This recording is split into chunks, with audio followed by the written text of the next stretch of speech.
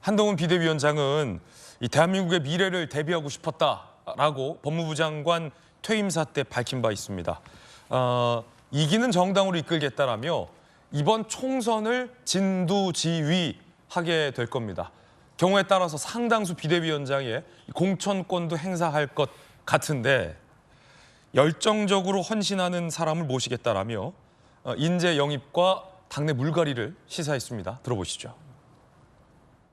당내에서도 여러 목소리가 나오는데 지금 통합에 대해서 좀 어떠세요? 국민의힘은 자유민주주의를 표방하는 정당입니다. 그러니까 다양한 목소리가 최대한 많이 나올수록 더 강해지고 유능해지고 그래서 더 국민에게 봉사할 수 있는 정당이죠. 다양한 목소리를 잘 듣고 결과적으로 하나의 목소리를 내면서 이겨야 할 때 이기는 정당으로 이끌어가겠습니다. 가장 먼저 하실 일이 비대위를 같이 하실 위원들 인선일 텐데요. 위원 인선 기준이 있는지 접촉하시는 분들이 있었는지. 제가 아직 정확하게 비대위원장이 된 것은 아닙니다만 비상대책위원장이잖아요. 굉장히 비상적인 상황이라는 점을 의미하는 것인데요. 국민을 위해서 열정적으로 헌신할 수 있는 실력 있는 분을 모시는 것이 중요하다고 생각합니다. 특별히 어떤 분과 접촉하고 있지는 않습니다. 김형주 의원님, 네. 큰 선거 많이 민주당에서 지휘해 보시잖아요. 서울시장 선거도 본부장도 많이 하셨고 한동훈 장관이 이른바 당내 물갈이를 강하게 시사했다 이렇게 풀이되고 있는데 이번 선거는 여야가 혁신 경쟁 아니겠습니까?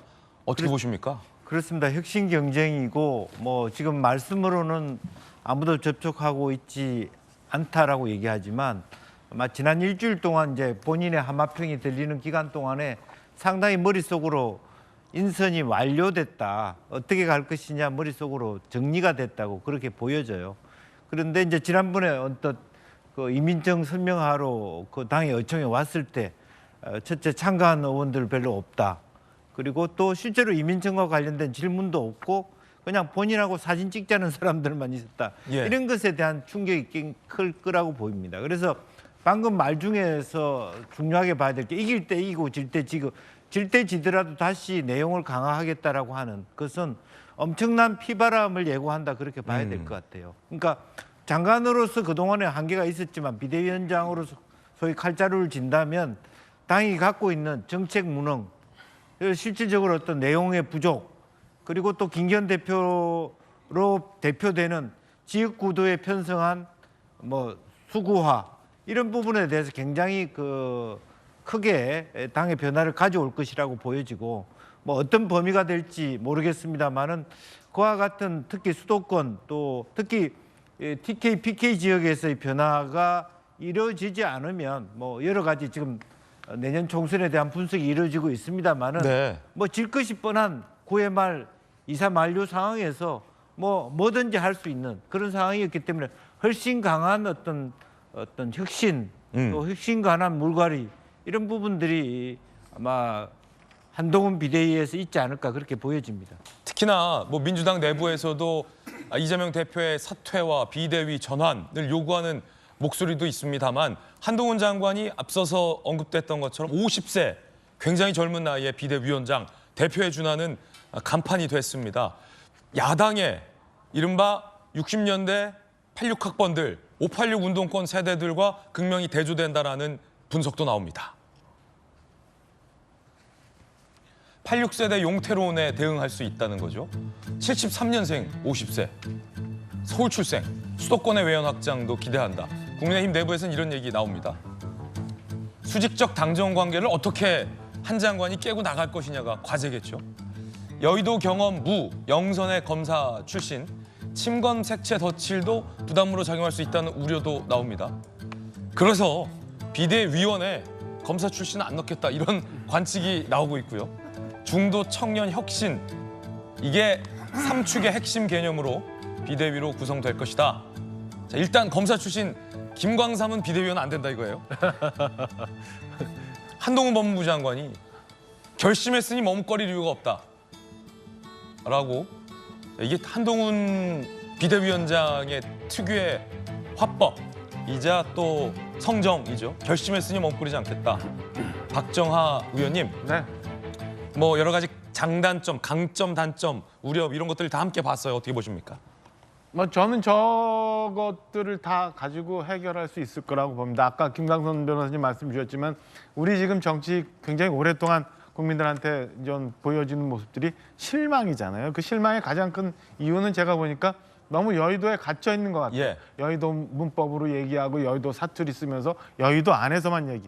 이제 다리 건너서 신촌 가서 정치해야 되는 거고 다리 건너서 공동역 가서 얘기해야 되는 거예요. 그런 사람들을 우리 국민들은 원하고 있는 겁니다. 그러니까 그게 결국엔 돌아가면은 이번 총선에서 양당이 얼마나 많이 국민들한테 다가갈 수 있을 정도로 쇄신하느냐. 네. 그 쇄신 경쟁이기 때문에 저는 한동훈 비대위원장을 통해서 세대 교체도 이루어지고 그다음에 그 여의도에서만 이루어지는 유통되고 있었던 그런 정치인 아니라 온 국민들한테 다 유통될 수 있는 그런 신인들 막 발굴해내면서 정말 여의도 정치만이 아니라 대한민국 전체 정체를 그다음에 우리 국민의힘의 입장에서 총선에 대비한 무언가의 혁신뿐만 아니라 정말 변화되고 상상할 수 없는 정치 변화의 바람을 저는 한동훈 비대위원장 통해서 좀 만들어갔으면 하는 예. 바람이 있고 그럴 준비가 저희 당은 사실은 되어 있습니다. 한번 이 쇄신의 경쟁, 쇄신의 변화 한번 보시는 게 지금 뭐 이래서 안 되고 경험이 없어서 안 되고 검찰이라서 안 되고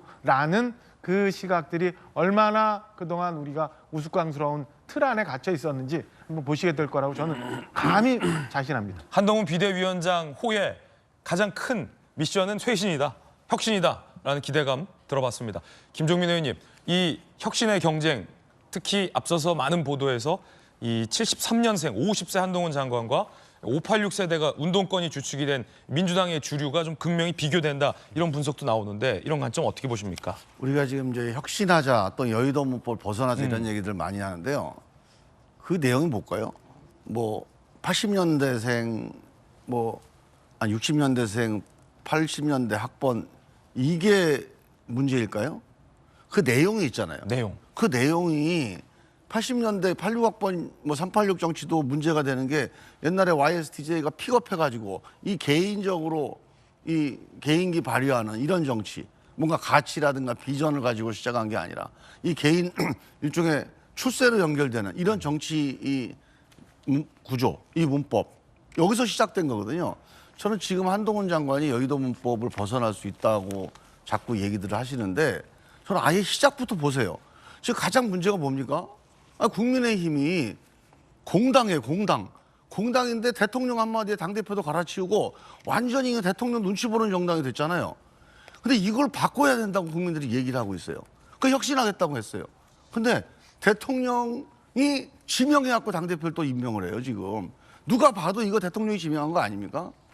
그러니까 이런 식으로 국민들이 여기에 이렇게 슬쩍 넘어가게 될까요? 저는 쉽지 않다고 봐요. 예. 지금 한동훈 장관이 혁신하겠다, 뭐 새로운 정치하겠다 그러는데 지금 1년 반 동안 행정에서는 좀 긍정적인 점도 있어요. 정치 와서 국회 와서 정치하는 거 보면 맨 적대적인 대결 정치, 말싸움에서 상대 이기는 정치 이거만 했어요. 근데 이분이 이제 당 대표가 되면 뭐 비장의 무기를 뭘 보여줄지 모르겠습니다. 하지만 지금까지 한 걸로 보면 이렇게 수직적으로 대통령에 끌려가는 정치 그리고 상대방 적대하고 대결하는 이런 대결 정치 이게 전형적인 여의도 문법입니다. 이거가 한동훈 장관이 갖고 있는 DNA인데 이거를 어떻게 지금 요단강에서 어디 세례라도 받고 와야지 지금 그냥 와가지고 그 정치 가지고 여의도 와서 다시 혁신해보겠다? 저는 어렵다고 보고요. 네. 혹시라도 제가 모르는 비장의 무기가 있으면 빨리 한 열흘 안에 좀 보여줘야지. 예. 저는 그냥 이 DNA 가지고 힘들다고 봅니다. 그렇군요.